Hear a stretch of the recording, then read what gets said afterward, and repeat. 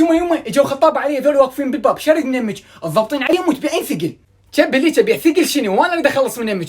تفضل خاله عيني تفضلي. والله يا اخي احنا مستعجلين فرد نيمك شني تسولفين ايش قد الحاضر وايش قد الغايب وشنو مواصفاتها. والله يا اخي بتنا من الغرفه الاخيره للمطبخ ومن المطبخ للغرفه الاخيره انا قاضتها تنظيف وغسل مواعين وبتنا المهر مالها 60 غايب و60 حاضر لان تعرفينها اسمها زهراء وهذا الاسم مو هين. خاب ما تاكلين خاره وانا البازليخ البارحه اشتريته بالفربع وهاي معانيه مال عقروقه تريدينها ب 60 مليون خد في ايدك.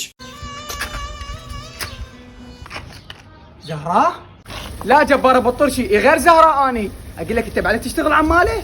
شو تسوي يا حبيبتي غير اشتغل على مود اجي اخطبك؟ انت تجي تخطبني؟ لا عيني انت ما تفيدني عيني تشتغل عماله انا عندي واحد ابو جارجر. طبعا تموتين على الكشن معاني مال عقروقه وتدور ابو جارجر. اشوف انها في قلبي واحس صوت النبض عالي احاول انشغل عنها والقى